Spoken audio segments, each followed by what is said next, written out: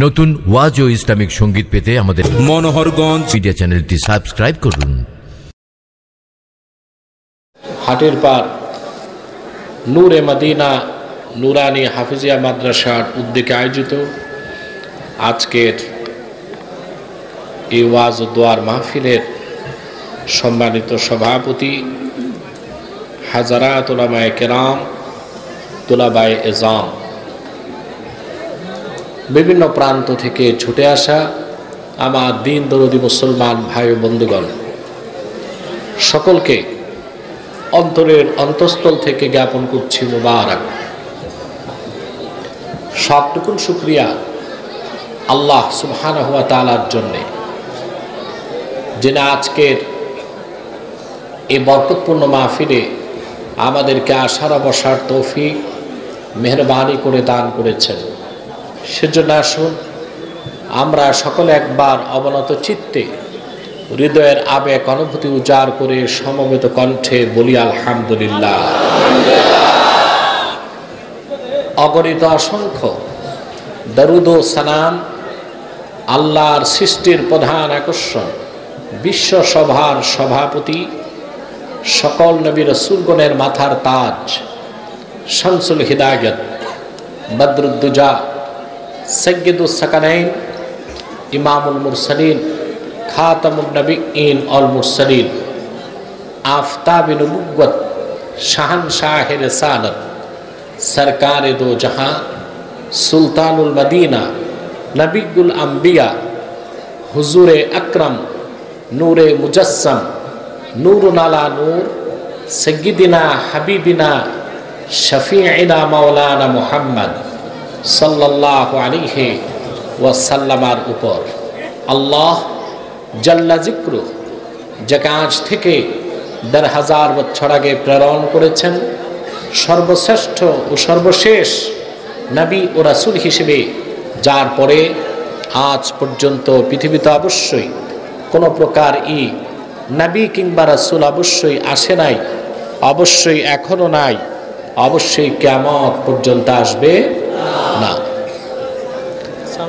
Sound clean করতে হবে, স্পষ্ট করতে হবে, আর আমার কানে যেন না বাজে। ভিতরে পর্যাপ্ত আওয়াজ লাগবে, আওয়াজটা আরো ক্লিন হবে, সফট হবে। মনিটরগুলো ঘোরাও, মনিটরগুলো অন্যদিকে করো। আপনার মাহফিল আরেকটু বড় মাঠে দেওয়া দরকার ছিল আপনাদের তো বসতে কষ্ট হচ্ছে। মাঠে, ছাদে, রোডে, বাহিরে প্রচুর মানুষ দাঁড়িয়ে আছে যারা পর্যাপ্ত জায়গা পাচ্ছে না বসার জন্য। আপনার দীর্ঘক্ষণ বক্তব্য শুনেছেন, আমি রাতও গভীর হয়ে গেছে। আপনারা জানেন যে আমি প্রত্যন্ত অঞ্চলে এখন রাতে প্রোগ্রাম করি না, দিনেই করি, কিন্তু আপনাদের প্রচণ্ড টাকা যায় এবং আপনাদের আবেগ অনুভূতির কাছে আমার ইচ্ছা পরাজিত হয়েছে, আমাকে রাতেই আসতে হয়েছে। তুমি বারবার মাইকটা ধরো না, একবার ঠিক করে 3 হাত পিছে বস, একবার ঠিক করে 3 হাত পিছনে বস, কারণ মাইকম্যান বসলে তাদের চুলকানি হয়, একটু পরপর ধরে। প্রিয় সুধী, আমরা আজকে আপনাদের সামনে কোরআন কারীম সূরা তাওবা থেকে 119 নম্বর আয়াত তেলাওয়াত করেছি। ইহকালীন কল্যাণ এবং পরকালীন মুক্তির জন্য একটি মাত্র আয়াতকে কেন্দ্র করেই আমরা কিছু কথা শুনব ইনশাআল্লাহ। যদি প্রশ্ন করা হয় একজন সফল মানুষকে, তার জবাব হচ্ছে পৃথিবীতে আল্লাহ যাকে কল্যাণ দিয়েছেন, পরকালে মুক্তি দিয়েছেন, সেই হচ্ছে সফল। এই পৃথিবীতে যারা নিজস্ব মন মস্তিষ্ক প্রসূত আদর্শ দিয়েছে, তন্ত্রমন্ত্র মতবাদ দিয়েছে, তাতে হয়তোবা কিছুটা ইহকালীন কল্যাণ খুঁজে পাওয়া গেল, সে আদর্শের অনুসরণে পরকালে কোনো মুক্তি নাই। ইহকালীন কল্যাণ, পরকালীন মুক্তির জন্য একমাত্র গ্যারান্টি দিতে পারে আল কোরআন কারীম। ঠিক কিনা বলেন? প্রিয় সুধী, ভূমিকাতে প্রথম যে কথাটি বলবো, যে আল্লাহ তাআলা পৃথিবীর মানুষকে দুইটা ভাগে বিভক্ত করেছেন, দুইটি দল। একটি দল কোরআন কারীমের পক্ষে, আরেকটি দল আল্লাহর কোরআনের বিপক্ষে। মূলত তৃতীয় কোনো দল আপনি খুঁজে পাবেন না। দল দুইটাই, একটি কোরআনের পক্ষে, আরেকটি কোরআনের। আল্লাহ তাআলা এদের সুন্দর দৃষ্টান্ত দিয়েছেন কোরআন শরীফে। আল্লাহ পাক বলেন, মাসালুল ফারিকাইনি কাল আ'মা ওয়াল আসাম্মি ওয়াল বাসীরি ওয়াস সামি'। আল্লাহ পাক বলেন, দুটো দল।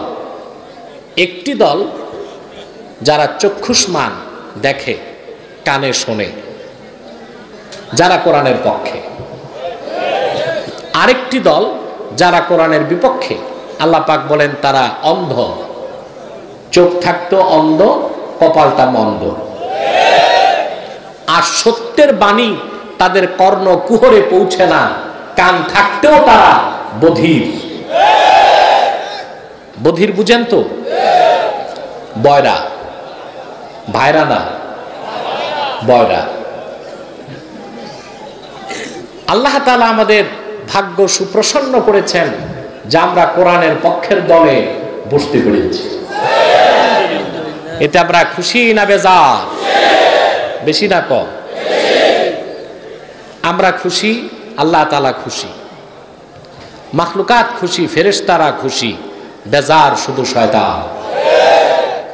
শয়তান বেজার, শয়তানের চেলাচামুন্ডারও বেজার।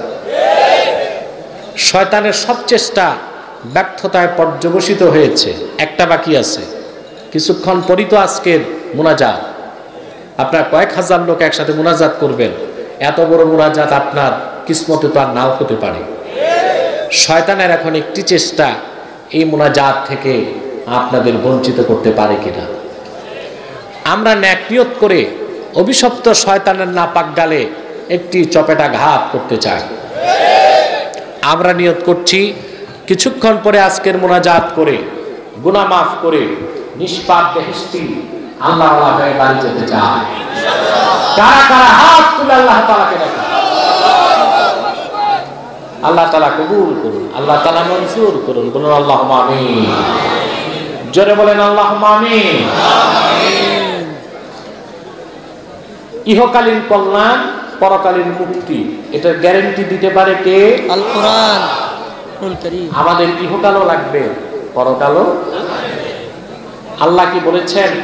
শুধু আলেমরা, পীর সাহেব, মৌলবী, মোল্লারা মসজিদ আর খানকা নিয়ে থাকবে, মাদ্রাসায় থাকবে। বাকি দুনিয়াদারি আর ময়দান ছেড়ে দিবে বেঈমান, কাফের, মুশরিক, চরিত্রহীন, লম্পট, দুর্নীতিবাজদের হাতে। এটাই কি আল্লাহ বলছেন? আমার সমাজে যারা তথাকথিত সুশীল সমাজ, বুদ্ধিজীবী নামের বুদ্ধি প্রতিবন্ধী, আমি নাম দিয়েছি তাদের বাংলাদেশে, তারা তো এটাই চায়। আলেম ওলামা, পীর মাশায়েখ থাকবে, মসজিদ মাদ্রাসা খানকা নিয়ে বাহিরের জগতে কি হয় তা তো আমরা দেখব না। আল্লাহ মুসলমানকে দায়িত্ব দিয়েছেন গোটা বিশ্ব মানবতার কল্যাণ করবে মুসলমান। ঠিক না? আল্লাহ পাক কোরআন কারীমে বলেছেন, কুনতুম খায়রা উম্মাতিন উখরিজাত লিন-নাসি তা'মুরুনা বিল মা'রুফি ওয়া তানহাউনা 'আনিল মুনকার। উম্মতে মুহাম্মাদী, তোমরাই সর্বশ্রেষ্ঠ জাতি, তোমাদেরকে বের করা হয়েছে লিন-নাস, গোটা বিশ্ব মানবতার জন্য। বলে সুবহানাল্লাহ। সৎ কাজে আদেশ করবে তোমরা, অসৎ কাজে বাধা দিবে। অথবা আমরা হচ্ছি শুধু মানব কল্যাণে না, বিশ্ব কল্যাণে। ঠিক না? এই জন্য সফল ব্যক্তি সেই যে কল্যাণ পাবে দুনিয়ায়, মুক্তি পাবে আখিরাতে, আর তা দিতে পারে একমাত্র কোরআন শরীফ। আর কারো পক্ষে দেওয়া সম্ভব, কোন তন্ত্র মন্ত্র মতবাদের পক্ষে দেওয়া সম্ভব না। আমাদের দুনিয়াও লাগবে, আখিরাতও লাগবে, ঠিক কিনা?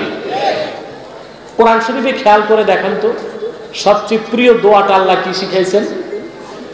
রব্বানা আতিনা ফিদ দুনিয়া হাসানাতাও ওয়া ফিল আখিরাতি হাসানাতাও ওয়া কিনা আযাবান নার। পারেন এই দোয়া? পড়েন আমার সাথে, রব্বানা আতিনা ফিদ দুনিয়া হাসানাতাও ওয়া ফিল আখিরাতি হাসানাতাও ওয়া কিনা আযাবান নার। আল্লাহ তাআলা আমাদের শিখিয়েছেন, আমরা দোয়ায় বলি, হে আমাদের রব, তুমি আমাদেরকে দুনিয়ার হাসানা দাও। আগে দুনিয়া চাইতে বলেছেন, কি দাও? দুনিয়ায় হাসানা দাও, আখিরাতে হাসানা দাও, জাহান্নাম থেকে বাঁচাও। মুফাসসির তাফসীর লিখেন, এই পৃথিবীতে যে মুসলমানকে আল্লাহ তাআলা একজন সতী সাধ্বী নারী আর একটি প্রশস্ত বাড়ি দান করছেন, সে দুনিয়ার 16 আনা হাসানা পেয়ে গেছে। একটা সতী সাধ্বী নারী আর একটি প্রশস্ত বাড়ি, এই দুটো জিনিস আল্লাহ তাআলা যাকে দান করেছেন, সে দুনিয়ার কল্যাণ পেয়ে গেছে। আর আখিরাতের হাসানা হচ্ছে বিনা আযাবে ফার্স্ট চান্সে জান্নাত। কিন্তু আল্লাহ দুটোই বলেছে, শুধু আখিরাতের কথা বলেন নাই, দুনিয়া এবং আনাস ইবনে মালিক রাদিয়াল্লাহু তাআলা আনহু, তিনি রাসূল করিম সাল্লাল্লাহু আলাইহি ওয়াসাল্লামের প্রিয় সাহাবীগণের একজন। রাসূল করিম সাল্লাল্লাহু আলাইহি ওয়াসাল্লাম যখন মক্কা মুকাররমা থেকে হিজরত করে মদিনাতুল মুনাওয়ারাতে এসেছিলেন, তখন ওনার বয়স ছিল মাত্র 10 বছর। এই আওয়াজ বন্ধ করুন, সম্পূর্ণ আওয়াজ বন্ধ করুন। আপনার কথা বুঝতে পারছেন? আনাস বিন মালিকের বয়স কত ছিল? তিনি বলেছেন, আমি রাসূলুল্লাহর খেদমতে এসেছি 10 বছর বয়সে। খাদিমতুন নবী সাল্লাল্লাহু আলাইহি ওয়াসাল্লাম 10 সানাওয়াত, রাসূলুল্লাহর খাদিম ছিলাম 10 বছর। সুবহানাল্লাহ বলবেন না? আনাস বিন মালিক বলেন, 10 বছর বয়সের সময় আমার মা আমাকে রাসূলুল্লাহর নূরের কদমের সামনে রেখে দিলেন আর বললেন, ইয়া রাসূলুল্লাহ খুআইদিমুকা আনাস, আপনার সবচেয়ে ছোট খাদেম আনাস, খাদেমের তাসবিহ হচ্ছে খুআইদিম। আমি আমার সন্তানটাকে আপনার কদমে ওয়াকফ করে দিলাম, আমার আর দরকার নাই, শুধুমাত্র আমার সন্তান আপনার খেদমত করে যাবে। হযরত আনাসের মা বললেন, ইয়া রাসূলুল্লাহ, ইয়া হাবিবাল্লাহ, আমি মা, আমার মনটা চায় আমার চোখের সামনে আমার সন্তানটারে আপনি একটু দোয়া করে দেন। হাদিস সাক্ষী, আল্লাহর হাবিব আনাস বিন মালিকের মাথায় হাত রেখে দোয়া করলেন, আল্লাহুম্মা বারিক ফি মালিহি ওয়া আওলাদিহি ওয়া আতিল উমরাহ ওয়াগফির যামবা। আল্লাহ, তুমি আনাসের মালে বরকত দিয়ে দাও, তার সন্তানে বরকত দাও, তার জীবনের সব গুনাহ মাফ করে দাও, আর তার হায়াতকে লম্বা করে দাও। আল্লাহর হাবিব সাল্লাল্লাহু আলাইহি ওয়াসাল্লাম দোয়া করলেন কয়টি? 4টি। দেখেন, আল্লাহ তুমি তার মালে বরকত দাও, তার আওলাদে বরকত দাও, তার হায়াত লম্বা করে দাও, তার জীবনের গুনাহ মাফ করে দাও। আপনি চিন্তা করে দেখেন, 4টা দোয়া, 3টেই তো দুনিয়ার জন্য, একটা আখিরাতের জন্য। তাহলে মুসলমানের দুনিয়া দরকার আছে না? না, হতে হবে কোরআন সুন্নাহর নীতিতে, ঠিক কিনা বলেন? তাহলে আমাদের ইহকালীন কল্যাণ এবং পরকালীন মুক্তি দুটোই আমরা চাই কিনা বলেন? সেই ইহকালীন কল্যাণ পরকালীন মুক্তির জন্য আল্লাহ পাক সূরা তাওবার 119 নম্বর আয়াতের মধ্যে একটি ফর্মুলা দিয়েছেন। আল্লাহ পাক বলেন, ইয়া আইয়ুহাল্লাযীনা আমানু তাকুল্লাহা ওয়া কুনু মা'আস সাবিরিন। দুটো কাজ দিয়েছেন। কয়টি কাজ? ঘুমাচ্ছেন? কে কে ঘুমান? হাত উঠান।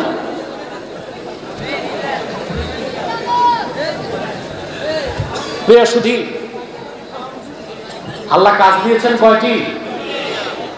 হে মুমিনগণ, বিশ্বাসীগণ, তোমরা আল্লাহকে ভয় করো। প্রথম নির্দেশ, ওয়া কুনু মা'আস সাদিকিন, আর সত্যবাদীদের সঙ্গী হও।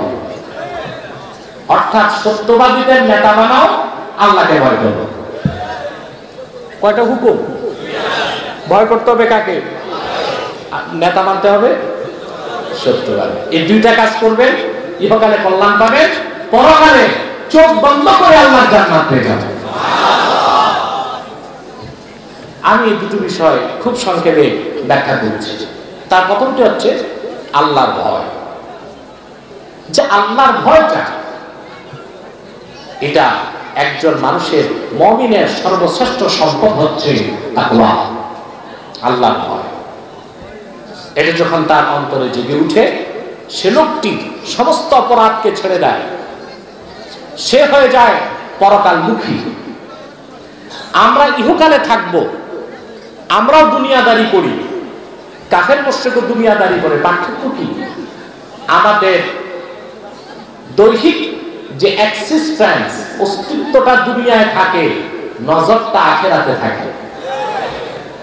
আর কাফের মুশরিক, অবিশ্বাসী, সংশয়বাদী যারা, তারাও দুনিয়াদারি করে, কিন্তু তাদের দেহটাও দুনিয়ায়, নজরটাও দুনিয়ায়। তারা ইহজাগতিক।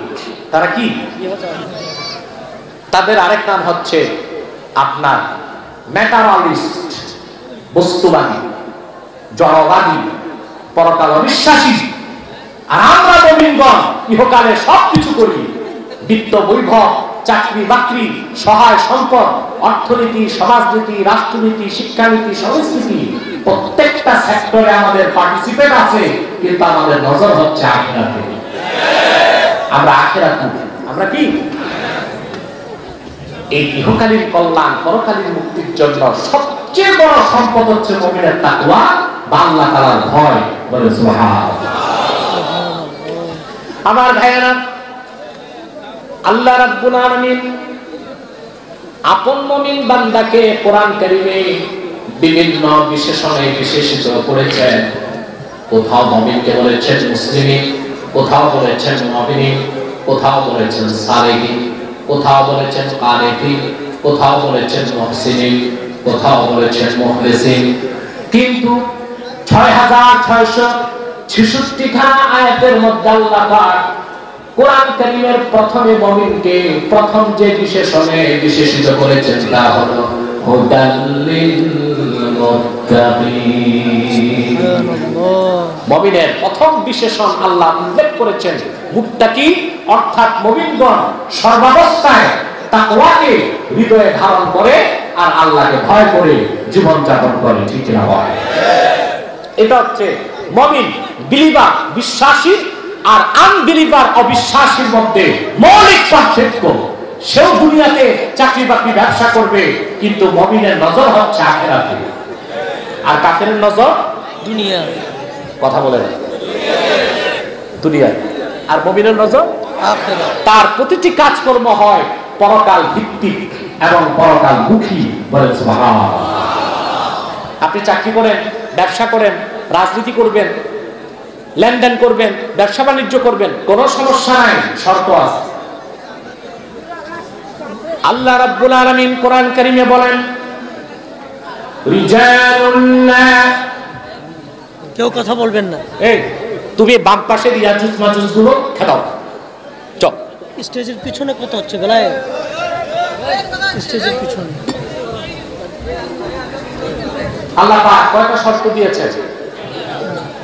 কয়েকটা শর্ত দিয়েছে।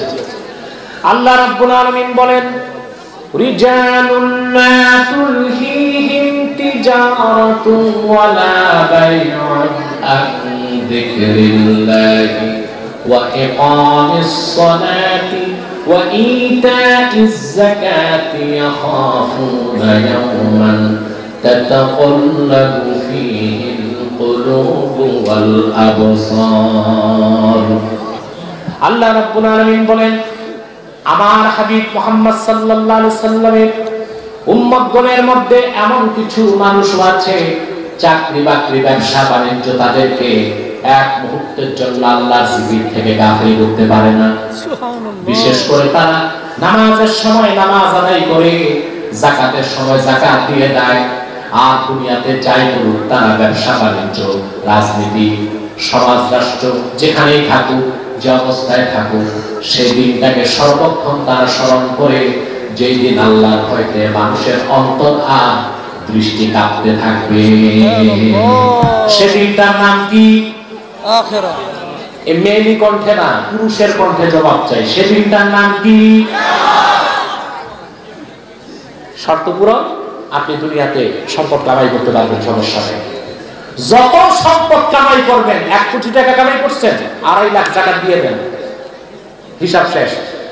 হিসাব, আপনি মন্ত্রী, আপনি এমপি, আপনি প্রেসিডেন্ট, সংসদ চলছে, জোহরের সময় আযান হয়েছে, সংসদ মুলতবি দিয়ে নামাজে দাঁড়ায় যান। এই রাজনীতি আপনাকে জাহান্নামে নিবে। টাকা কত কামাই করছে? রাসূল করিম সাল্লাল্লাহু আলাইহি ওয়াসাল্লামের সাহাবীগণের মধ্যে অনেক ধনী ছিলেন সাদ ইবনে আবি ওয়াক্কাস রাদিয়াল্লাহু তাআলা। আসমাউর রিজাল এসেছে, ওনার যে বিল্ডিং ছিল কসরুম মিনাল ইয়াকুত, সারাটা বিল্ডিং ইয়াকুত পাথর দিয়ে তৈরি ছিল। সুবহানাল্লাহ। ইয়াকুত পাথর দেখছেন জীবনে? জি না। ইয়াকুত পাথর। হযরত সাদ বিন আবি ওয়াক্কাস রাদিয়াল্লাহু তাআলা গোটা বিল্ডিংটাই ছিল ইয়াকুত পাথরের। ১৫০০ বছর পরে তার মূল্য যদি নির্ধারণ করা হয়, কয়েক মিলিয়ন নয় বিলিয়ন ডলার টাকা দাম হবে। কিন্তু ওনারা শর্ত পূরণ করতে, লেনদেন, ব্যবসা বাণিজ্য, উঠা বসা, চলা বলা, কথাবার্তা, ওনাদের রাজনীতি, সংস্কৃতি, অর্থ ব্যবস্থা, ব্যবসা সব হতো কোরআন মোতাবেক, সুন্নাহ মোতাবেক। নামাজের সময় নামাজ, যাকাতের সময় যাকাত, আর সমস্ত কর্মকাণ্ড হতো আখিরাতমুখী। কি হতো? আখিরাত। আর আমাদেরটা হচ্ছে দুনিয়ামুখী। এই জন্য আমরা একটু টাকা কামাই করলে আঙ্গুল ফুলে কলা গাছ হইতেই নামাজ বাদ দেয়, তারপরে যাকাত বাদ দেয়, তারপর চুরি চামারি সুদ ঘুষ চাঁদাবাজি দুর্নীতির মাধ্যমে গরিবের রক্ত চোখন করে খায়। তার মূল কারণ হচ্ছে আখিরাতে বিশ্বাস না, আখিরাতে বিশ্বাস নাই। তাহলে এ স্লোগান দিচ্ছে কি ছাদে না গাছে? আমি তো দেখতে পাচ্ছি না মানুষ কোথায় কোথায় বসেছে। আমি গত সপ্তাহে গেলাম কুমিল্লায়, ওখানে মাঠে জায়গা না পেয়ে কিছু মানুষ গাছে বসছে। প্রিয় সুধী, আপনারা দেখলাম ছাদে বসছেন, এটা তো মোটামুটি বসার একটা ভালোই জায়গা। তাহলে মুমিনের শ্রেষ্ঠ সম্পদ হচ্ছে তাকওয়া। এই তাকওয়াটাকে করে আখিরাতমুখী। আর তাকওয়া যখন থাকে না, আল্লাহর ভয় থাকে না, তখন ব্যক্তি হয় ইহজাগতিক। কি হয়? বস্তুবাদী, জড়বাদী, ভোগবাদী। ভোগবিলাস ভালো লাগে, ইসলাম আর ভালো লাগে না, ঠিক কিনা? কারণ তার ভোগবিলাস আর তার সমস্ত অন্যায় কাজে কোরআন থেকে বাধা দেয়। সেজন্যই তো নাস্তিকরা, সংশয়বাদীরা, পরকালে অবিশ্বাসীরা শুধুই চায় আল্লাহর কোরআনের মতাদর্শ কিভাবে ঠেকানো যায়। কিন্তু আমি বহু আগেই ঘোষণা দিয়েছি, তা সম্ভব হবে না। 14 কোটি মুসলমানের বাংলাদেশ, এদেশের মুসলমান আল্লাহর কোরআন নিয়ে বেঁচে আছে, কোরআন নিয়ে বেঁচে থাকতে চায়, আল্লাহর কোরআন বুকে ধারণ করে আল্লাহর সামনে দাঁড়াতে চায়।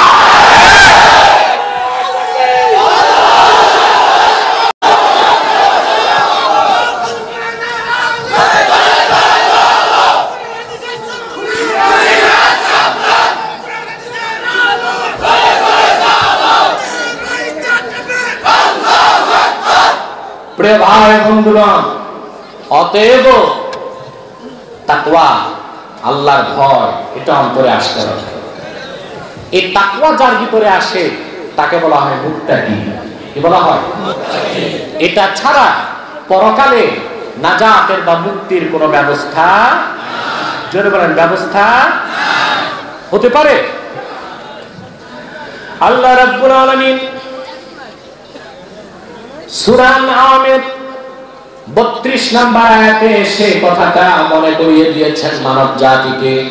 ওয়ামাল হায়াতুদ দুনিয়া ইল্লা লাইবুন ওয়া লাহবুন ওয়া লাদ-দারুল আখিরাতু খায়রুল লিল্লাযীনা ইয়াত্তাকুন আফালা তা'কিলুন। ও পৃথিবীর মানুষ, এই দুনিয়াটা খেলতামশা। এটা কি খেলতামশা? আসলে তো খেলতামশা, একেবারেই খেলতামশা। খেলতামশা, মরিচিকা ছাড়া কিচ্ছু নয়। তবে মনে রেখো, যারা আল্লাহকে ভয় পায় তাদের জন্য রয়েছে আখিরাত, উত্তম অবস্থান, উত্তম পুরস্কার। বলে সুবহানাল্লাহ। যার ঈমান নাই, যার তাকওয়া নাই, যার পরকালের ভৌত বিশ্বাস নাই, পৃথিবীতে তার জীবন যাপন, তার চলাফেরা, তার উঠা বসা, তার সুখ শান্তি, এগুলোর কোনো মূল্য নাই। তার জীবনটা অনেক তার চতুষ্পদ জানোয়ারের মতো। আল্লাহ রাব্বুল আলামিন বলেন, ওয়ালাকাদ যারানা লিজাহান্নামা কাসীরাম মিনাল জিন্নি ওয়াল ইনসি লাহুম কুলুবুন লা ইয়াফকাহুনা বিহা ওয়া লাহুম আ'য়ুনুন লা ইউবসিরুনা বিহা ওয়া লাহুম আযানুন লা ইয়াসমাউনা বিহা উলাইকা কাল আন'আমি বাল হুম আযাল ওয়া উলাইকা হুমুল গাফিলুন। আল্লাহ রাব্বুল আলামিন বলেন, আমি অধিক সংখ্যক জিন আর মানুষকে তৈরি করেছি জাহান্নামের ইন্ধন হিসেবে। তারা কি রকম মানুষ এবং জিন, তাদের অন্তর আছে, সেই অন্তরে তারা মহাসত্যকে অনুধাবন করে না। তাদের কান আছে, সেই কানে তারা সত্যের বাণী শোনে না। তাদের চোখ আছে, সেই চোখে তারা সত্য পথ খুঁজে পায় না। আল্লাহ পাক বলেন, তারা হচ্ছে চতুষ্পদ জানোয়ার সদৃশ বা তার চেয়েও খারাপ। তারা হচ্ছে অমনোযোগী, গাফেল। ঠিক কিনা বলেন? পরকালে অবিশ্বাসী, আল্লাহর ভয় যার অন্তরে নাই, তাকওয়া নাই, তার দুনিয়াদারি আর চতুষ্পদ জানোয়ার, শূকর, কুকুরের দুনিয়াতে থাকার মধ্যে খুব একটা পার্থক্য। এই দুনিয়াটা খেলতামাশা, কিন্তু খেলতামাশার দুনিয়ায় যে ব্যক্তি আল্লাহকে ভয় করে তাকওয়া ভিত্তিক জীবন গঠন করবে, আখিরাতে সে রাজত্বের বিরাট রাজত্ব আল্লাহ তার হাতে তুলে দিবেন, পরম সুখ শান্তি ও নাজাতের ব্যবস্থা করে দিবেন। বলে সুবহানাল্লাহ। তা আল্লাহর প্রথম নির্দেশ কি? ভয় করবেন কাকে? জোরে বলেন, কাকে করবেন? আল্লাহকে ভয়। আমার ভাইয়েরা, ঈমান আনার পরে কোন মুমিন মুসলমান যত বেশি আল্লাহকে ভয় করবে, সে তত বড় আমার আল্লাহর ওলি হয়ে যাবে। তাকওয়া ছাড়া, পরহেজগারিতা ছাড়া আল্লাহর নৈকট্য পাওয়ার দ্বিতীয় কোনো ব্যবস্থা, জোরে বলেন, ব্যবস্থা। আপনারা ওলি হতে চান? কথা বলে না। আমার দৃষ্টিতে আল্লাহর ওলি হওয়া সবচেয়ে সহজ। এর চেয়ে সহজ কোনো কাজ নাই। আর দুনিয়াতে যত কাজ আছে, মেম্বার হওয়া, চেয়ারম্যান হওয়া, উপজেলা চেয়ারম্যান, উপজেলা চেয়ারম্যান, তারপর যত উপরে, এগুলো সব ঝামেলার কাজ। ইউপি নির্বাচন হচ্ছে বাংলাদেশে, প্রতিদিন আমরা খুন খারাপির সংবাদ পাচ্ছি। ইউপি নির্বাচন, এটা কোনো নির্বাচনই না, খুব ছোটখাটো একটা পদ। এখানে মানুষ AK-47 নিয়ে দাঁড়াবার প্রস্তুতি নিচ্ছে। এই যদি হয় ইউপি নির্বাচনে AK-47 নিয়ে দাঁড়াতে হয়, তো সামনে সংসদ নির্বাচনে ট্যাঙ্কার কামান গুলো আমাদের আগে ব্যবস্থা করতে হবে। এটা কেমন জনসেবক? মানুষ হত্যা করে জনসেবা, এটা কি জনসেবা হলো? এটা হলো পেট সেবা। এটা কি সেবা? প্রিয় ভাই বন্ধুগণ, আমার কথায় কষ্ট পাবেন না, আমি যা সত্য তাই করে যাচ্ছি। গ্রহণ করা না করা ওটা আপনার বিষয়, ওটা আমার দায়িত্ব না। আমি দারোগা না যে আপনার ঘাড় চেপে আমার কথা শুনতে বাধ্য করবো। কথা বুঝতেছেন? ইউটিউব ব্যবসায়ীরা তোমরা চুপচাপ বসো, আর আধাটা ঘন্টা সময় দেওয়া হয়, চুপচাপ বসে যাও। প্রিয় ভাই বন্ধুগণ, সবচেয়ে সহজ কি? আল্লাহর বলি হও। বললেন না? আমরা বলি বাংলাদেশ ওলি আল্লাহর বাংলাদেশ, ঠিক ঠিক আছে? বাংলাদেশ ওলি আল্লাহর বাংলাদেশ, এটা আমরা বলি। আর বিদেশিরা আমাদের দেশ ঘুরে গেলে বলে নিয়ম কানুন ছাড়া দেশ, তাহার নাম বাংলাদেশ। এদেশে মানুষ নিয়ম মানে না, গভর্নমেন্ট আইন করে, নিয়ম করে, আইনকে দেশের মানুষ লঙ্ঘন করে, ঠিক কিনা? প্রকাশ্যে সিগারেট পান করা নিষেধ, দণ্ডনীয় অপরাধ। আপনি দেখবেন ঢাকাতে এই আইন প্রয়োগকারী সংস্থা পুলিশই 2 হাতে ভ্যানসন ভিতরিয়া টানতেছে, ঠিক কিনা? কোথাও আমরা আইন কানুন, এই জন্য বিদেশিরা বলে নিয়ম কানুন ছাড়া দেশ, তাহার নাম বাংলাদেশ। এই মানসিকতা আমাদের পরিবর্তন করতে হবে, ঠিক কিনা? সত্যিকার উন্নয়নের জন্য এই মানসিকতার পরিবর্তন করে সুশৃঙ্খল জীবন যাপনের অভ্যাস আমাদের গড়ে তুলতে হবে। ওইটা করতে হলে আল্লাহর কোরআনের কাছে ফিরে আসতে হবে, ঠিক কিনা? ইসলামের চেয়ে বেশি শৃঙ্খলা কেউ শিখায় নাই। দেখেন না, প্রতিদিন 5 ওয়াক্ত নামাজে কত শৃঙ্খলা, ঠিক আছে? নির্ধারিত সময়ে আযান, মসজিদে গেলেন, কাতারে সব দাঁড়ায় গেলেন, কতটা সুশৃঙ্খল অবস্থান। ইমাম সাহেবের আগে রুকুতে যাওয়ার কোনো ক্ষমতা আপনার নাই, ঠিক কিনা? উনি সালাম ফিরাবার আগে বাইরে যে 2 কাপ চা খেয়ে আসবেন সুযোগ নাই। সুবহানাল্লাহ বলবেন না?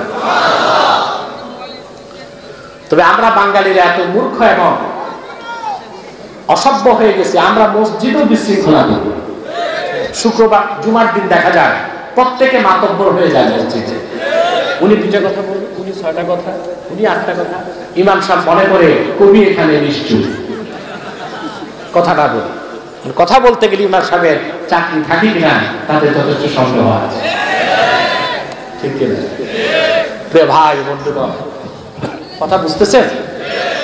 তাহলে যে কথা বলছিলাম, আল্লাহ ওলি হওয়া সহজ, এটা ওলি আল্লাহর বাংলাদেশ, এটা সত্য।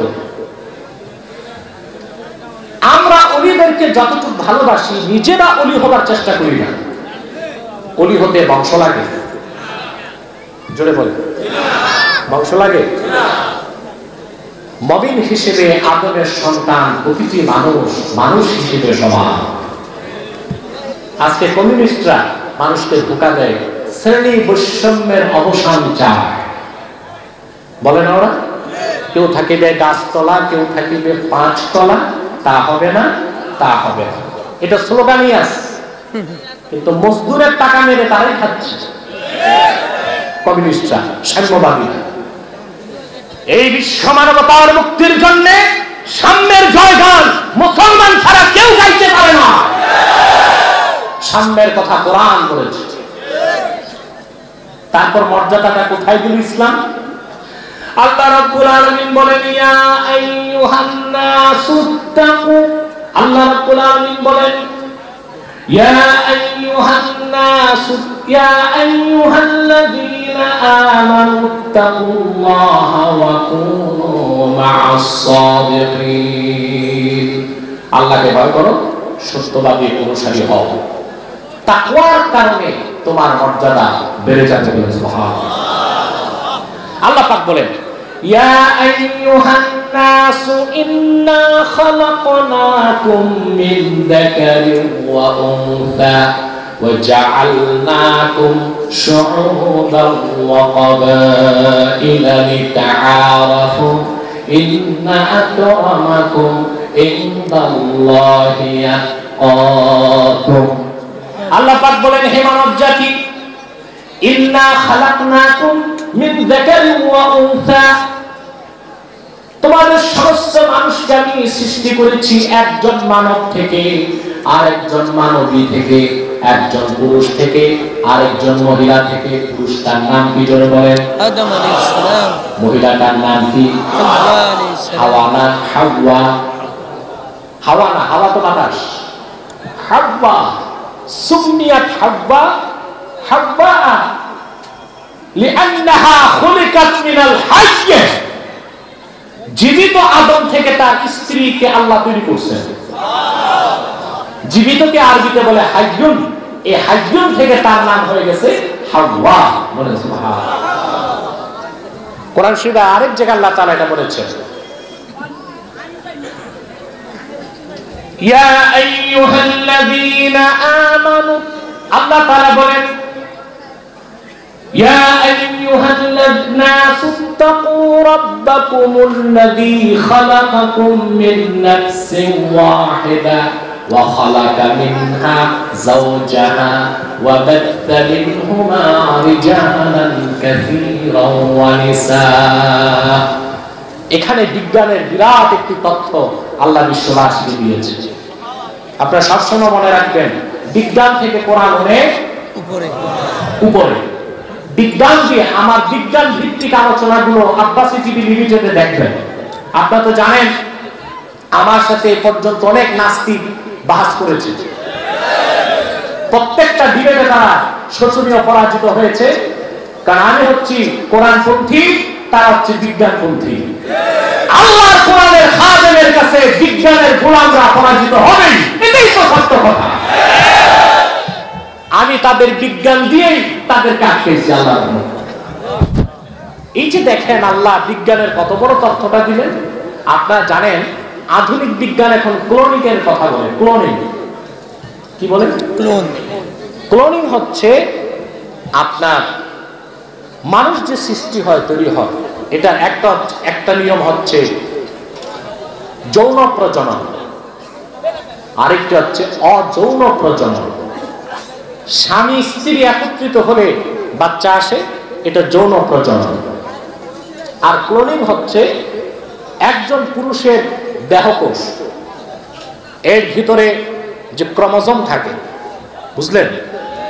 ক্রোমোজোমের ভিতরে যে ডিএনএ থাকে, DNA deoxy ribo nucleic acid, এই ডিএনএটা নিয়ে অন্য কোষের সাথে সংযুক্ত করে যখন সন্তান উৎপাদন করার চেষ্টা তারা করছে, ব্যর্থ হয়েছে, এটাকে বলে ক্লোনিং।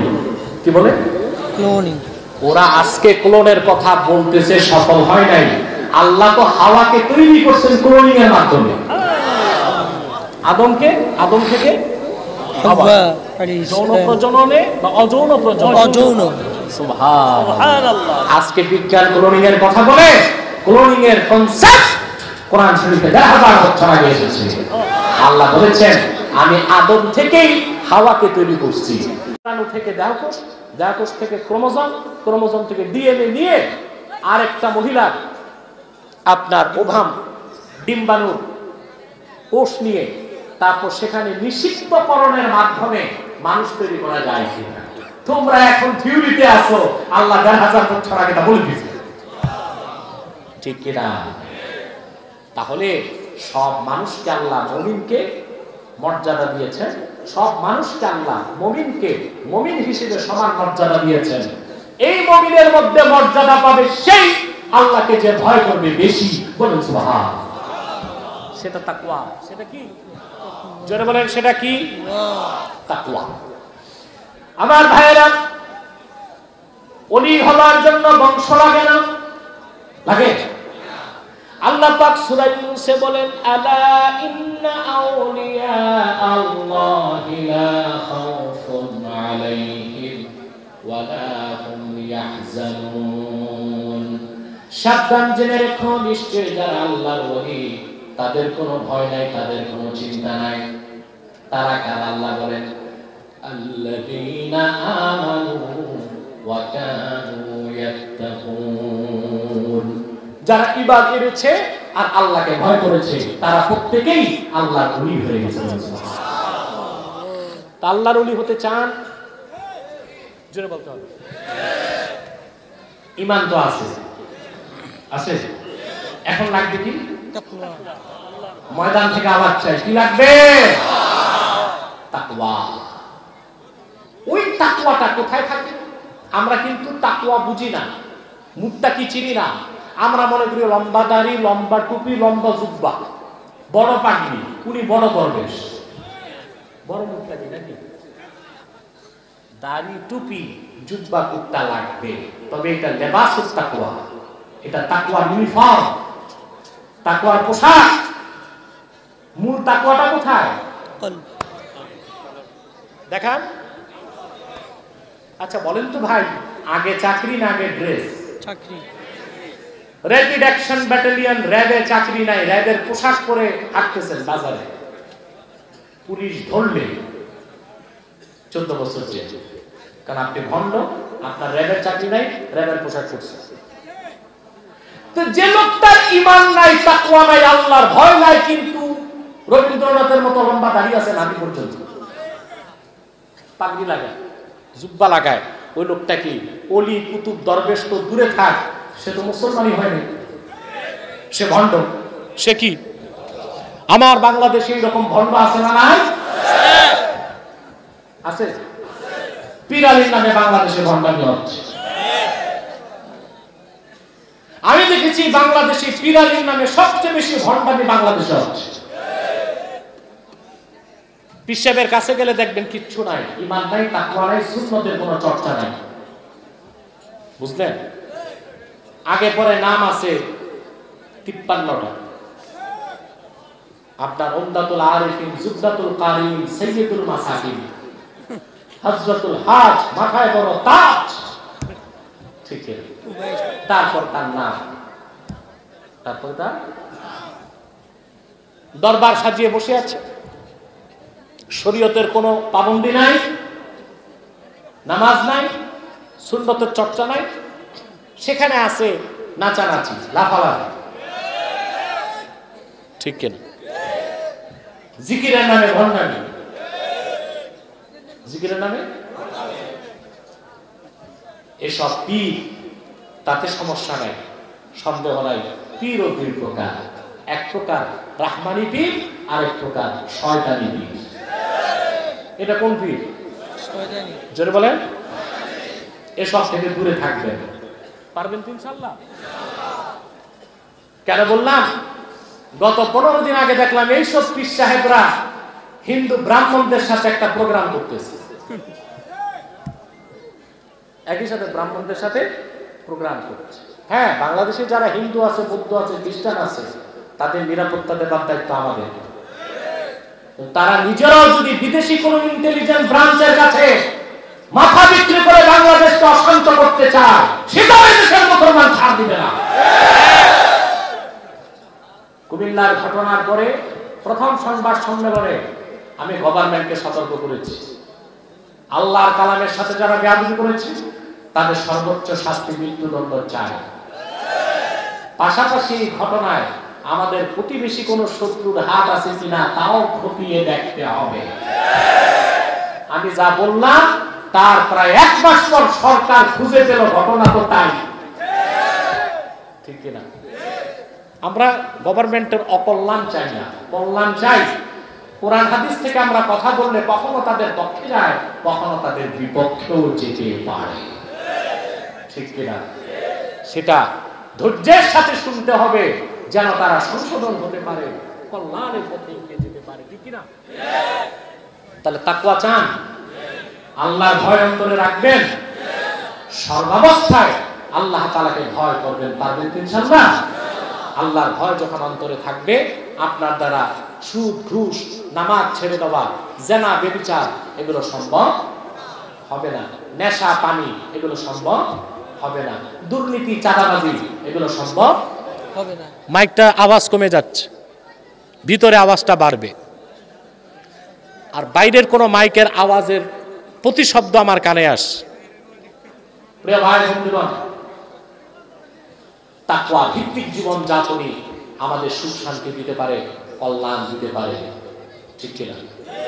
সে তাকওয়ার অনুসরণ করতে হবে ব্যক্তি জীবনে, অনুসরণ করতে হবে সমাজ জীবনে, অনুসরণ করতে হবে রাষ্ট্রীয় জীবনে। ঠিক কিনা?